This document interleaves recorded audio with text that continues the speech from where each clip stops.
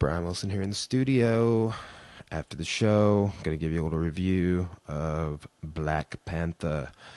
I just saw this in theaters a couple nights ago. I was super happy. I'm not the biggest fan of the Marvel films, not like Die Hard or anything. I would like to watch all of them in order. There's a couple I've not seen that I'm trying to watch, and I'm kind of torn on whether I want to watch the universe in order.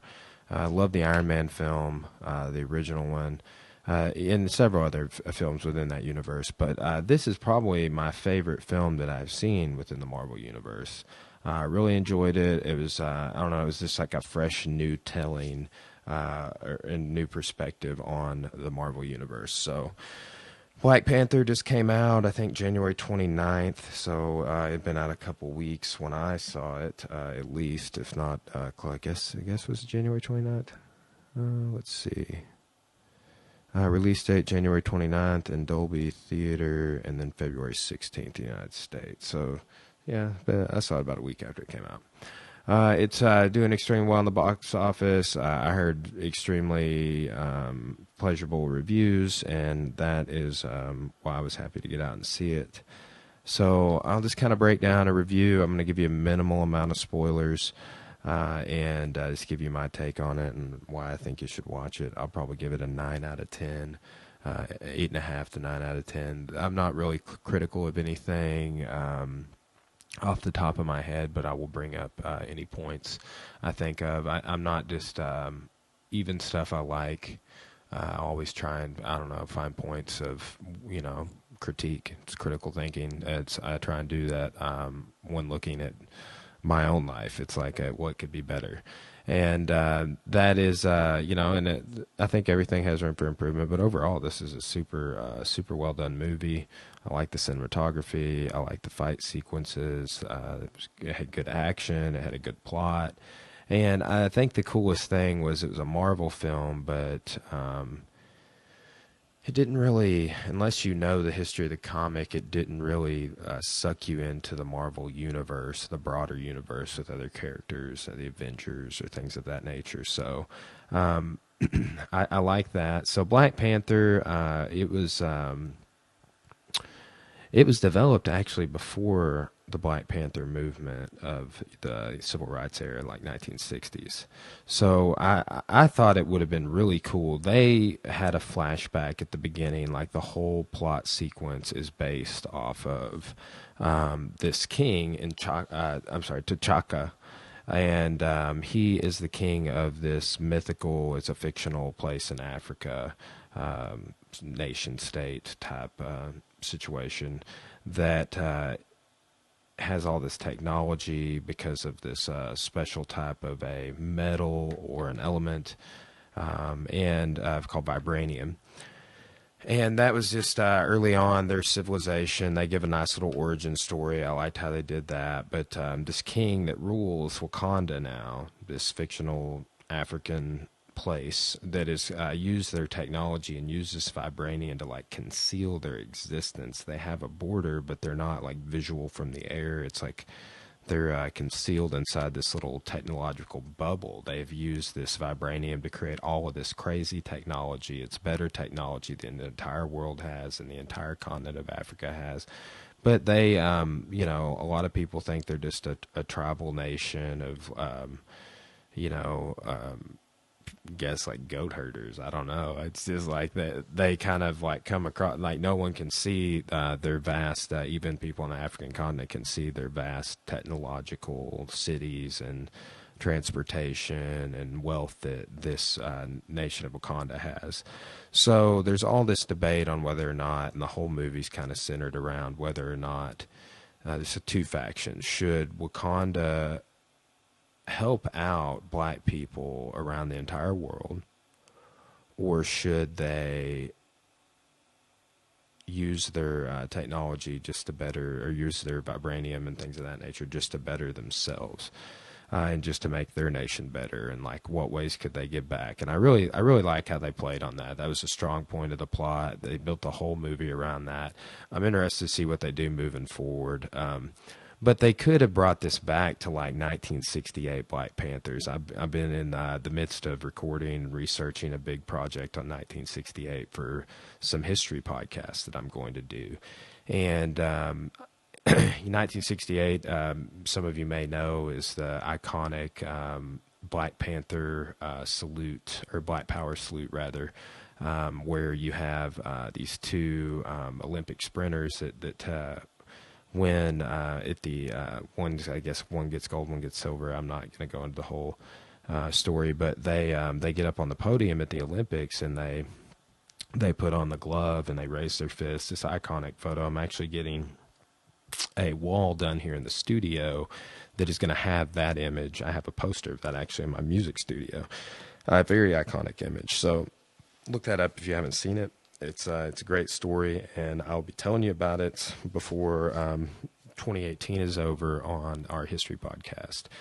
So we got 50 years since that, but they chose to go with like the 92 LA riots type culture.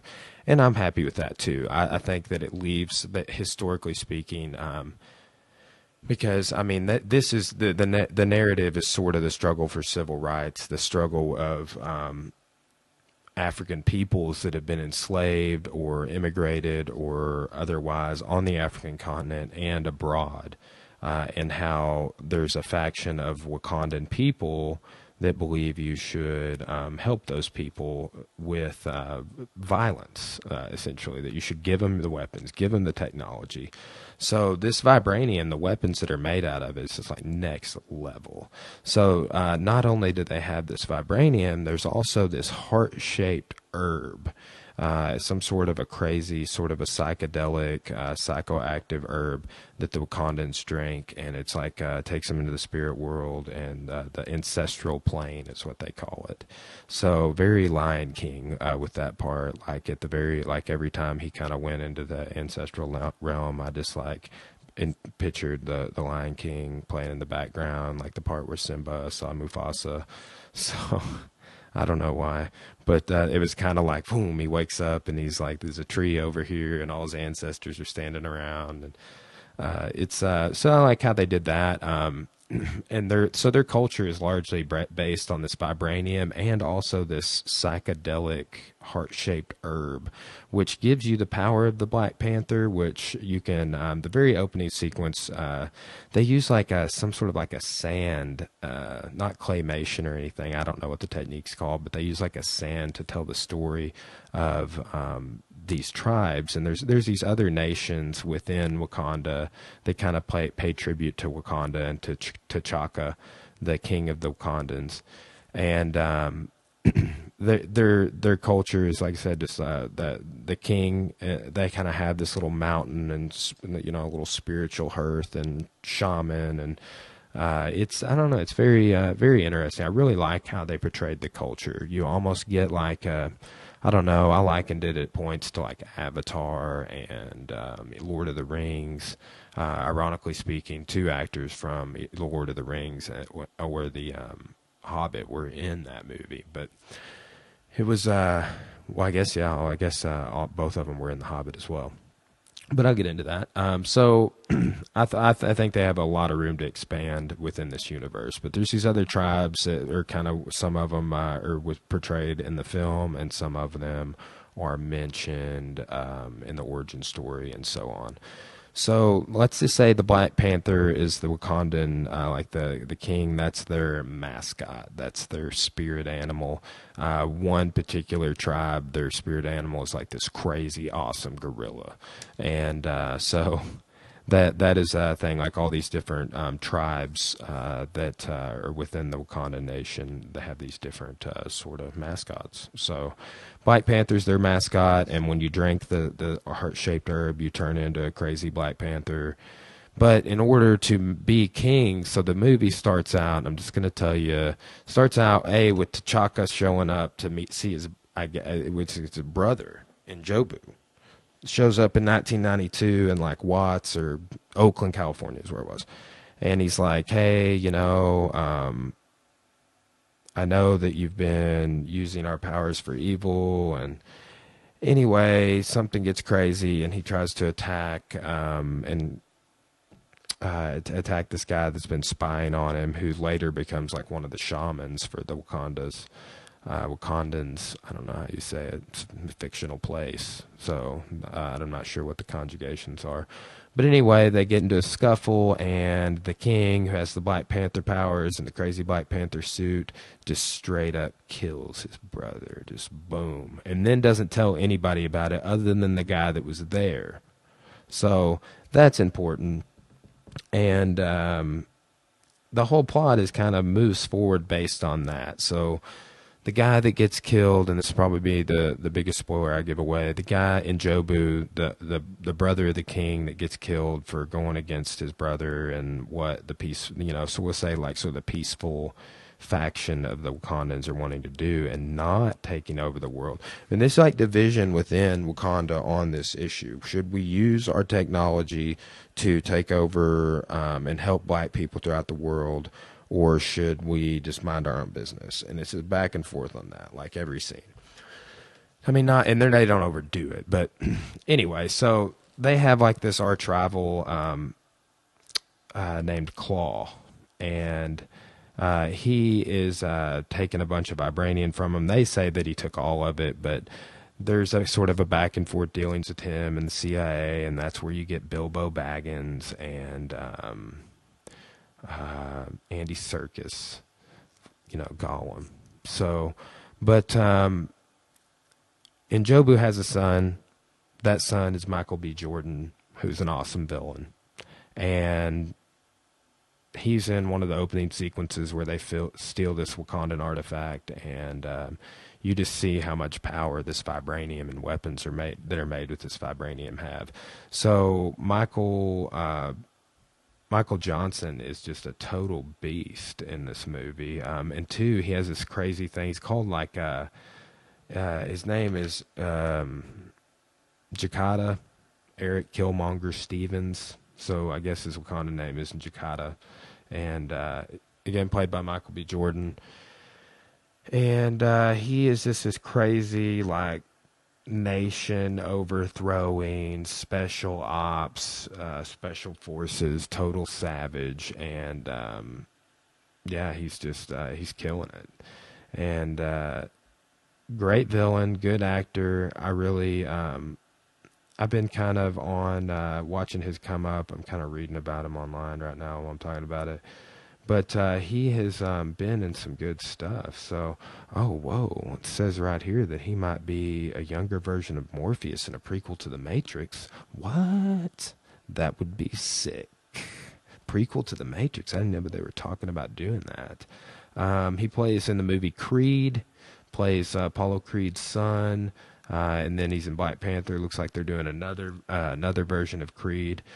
But, he's making his way as an actor, and I really enjoyed him in this movie. He has this crazy story where he goes around killing everybody everywhere, all throughout the world. He becomes like elite special forces, and he gets a little brand for everyone he kills. His whole body's branded into these crazy patterns. How they depicted the different like parts of Wakanda's culture. There was just a lot of diversity and a lot of technological, like they just set up the potential to really expand the universe. So like a lot of like, hey, look at what we can do with this technology, like different Black Panther suits. I think there was like 3 or 4 suits, but Michael B. Johnson is, Johnson, I don't know if I've been saying Johnson, but Michael B. Jordan is moving forward throughout the rest of the movie is a major character. So anyway, so let's see. Fight sequences were awesome. There's at one point where, you have to defend the crown. You can't have the power of the Black Panther. So they make you drink this stuff that takes away the magic heart-shaped herbs effects, and you have to defend the crown, essentially. So when T'Chaka dies, T'Challa, who the movie is going to be based around, and his struggle and battle against Claw, the first villain, and then Michael B. Jordan throughout the rest of the movie, that's all what it's going to be about. And again, this conflict of how, does Wakanda basically stay isolationist, or do they start to have broader goals? So, T'Challa, he is essentially, I mean, it's his cousin, I guess, right? So yeah, cousins, and he kind of finds out what all's going on, and yeah, I'm trying to not give away any major spoilers, but that is, I really enjoyed it. I'm trying to think of some follow-ups to without just like ruining the movie for you guys. Didn't really do any notes. I just kind of riffing off the top of my head based off. I had some talking points. I was thinking about what I'd be talking about while I was watching the movie. And anyway, it's I'm excited. Like I said, I'm excited to see the potential of how they're going to expand the universe, like how they're going to expand the Wakandan part of the Marvel universe, how they're going to integrate it with the broader Marvel universe, and they gave a lot of room to expand. Another thing, cool little backstory is in the mid '90s, I believe, Wesley Snipes mentioned that he was going to he wanted to do that particular role, and he brought up some points. I was reading some different things, and I watched an interview where he said that the Black Panther and the Wakandans are depicted as these noble types of people, and typically in Hollywood you don't get that. And I kind of agree. Like, these people are bad ass, man. Like, and it's like they're so far ahead as a civilization in this movie from pretty much the rest of the world. They are the ahead, and they've chosen to use their technology to kind of conceal themselves. They don't trade with anybody, and that is a super cool way to depict Africa, and I think that is a really cool spin on it. And I think that there's, historically speaking, I love how Marvel in the past with like Captain America, and I liked how they did this for DC and Wonder Woman, integrate like World War II and different parts of history within the narrative. So anyway, that's my review of Black Panther. I'm going to wrap it up. Thank you guys for listening, and this is our review on after the show. Check back for a couple other reviews we'll be putting out. We were going to be listened to, if we should have it up on audio. We're on Stitcher, we're on Podbean, we're on the iTunes podcast app, Apple Podcast app, as well as YouTube. So we periodically, there may be lags on once we post an episode up, when it hits Stitcher and the podcast app, or when we get audio only episodes on YouTube, etc., or video episodes rather, take a little longer to upload, so and edit as well. So check back always, but we'll be having a review up. It should actually already be up, of Ozark, Godless, Dark, a couple of Netflix, 3 Netflix originals. You can listen to our reviews of Black Mirror, Sons of Anarchy, and list goes on. We'll be pumping out other reviews of movies and film as we move forward. So thanks for listening, everyone. We'll see you next time.